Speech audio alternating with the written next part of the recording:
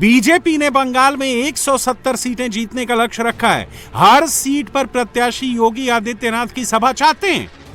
BJP भी योगी आदित्यनाथ की रैलियों के जरिए 60 से 70 सीटों को कवर करना चाहती है। पहले फेज के चुनाव से पहले योगी आदित्यनाथ बंगाल में धुआंधार रैलियां करेंगे।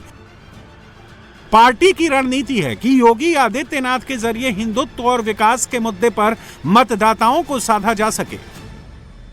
यहाँ की कला और संस्कृति के साथ, यहाँ के अध्यात्म के साथ, यहाँ की बहन और बेटियों के साथ, यहाँ के नौजवानों के रोजगार के साथ जो भी खिलवाड़ करेगा, उत्तर प्रदेश का बुलडोजर उसको ठीक ढंग से जवाब दे देगा।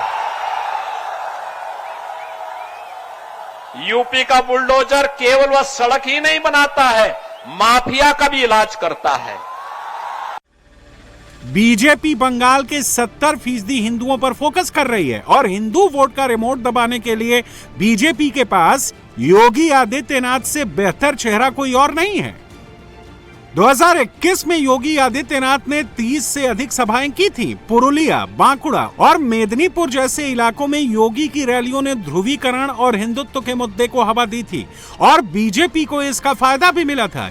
योगी अपनी सभाओं में तुष्टीकरण, गोकशी, घुसपैठिया, बांग्लादेशी का जिक्र तो करते ही हैं, स्वामी विवेकानंद और रामकृष्ण परमहंस का भी नाम लेते हैं, जिससे सनातनी वोट तो हासिल हुई, साथ ही टीएमसी के बंगाली अस्मिता के नैरेटिव को भी कमजोर किया जा सके।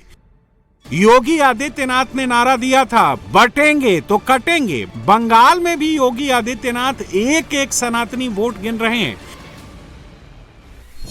बंगाल में 23 से 25% दलित वोटर हैं, यानी बंगाल की आबादी का 1/4।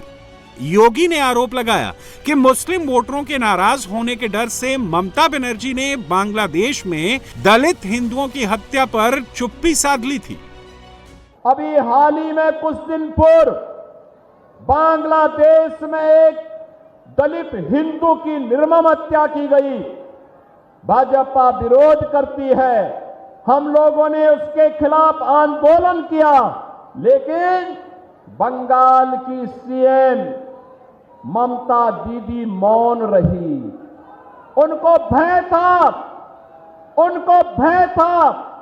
कि अगर वह बोलेगी तो कहीं उनका मुस्लिम वोट न खिसक जाए।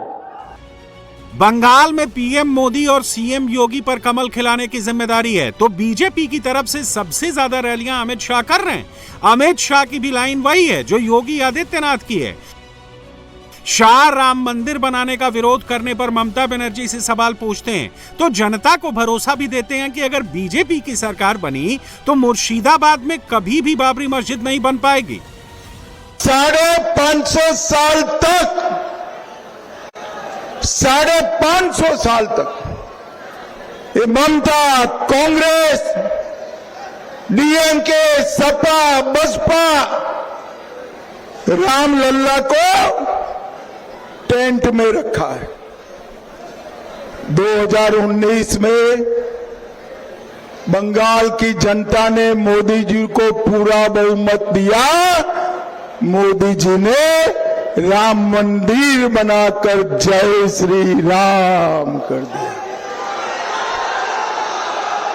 और ये ममता बनर्जी इसका विरोध कर रही थी। भाइयों बहनों, इसके ही चट्टे पट्टे हुमायूं कबीर को आप अलग मत समझना, वो ममता की ही आइटम है। वो बंगाल में बाबरी मस्जिद बनाना चाहता है। 5 मई को भाजपा सरकार आएगी, किसी भी हालत में बंगाल में बाबरी मस्जिद नहीं बन सकती। ममता बनर्जी पर मुस्लिम वोट हासिल करने के लिए तुष्टीकरण के आरोप लगते हैं। अमित शाह ने आरोप लगाया कि ममता सरकार में लगातार दंगे हुए, हिंदू त्योहारों को टारगेट किया गया, रामनवमी के जुलूस पर पथराव हुआ, लेकिन ममता बनर्जी ने अपना वोट बैंक बचाने के लिए दोषियों के खिलाफ कोई कार्रवाई नहीं की।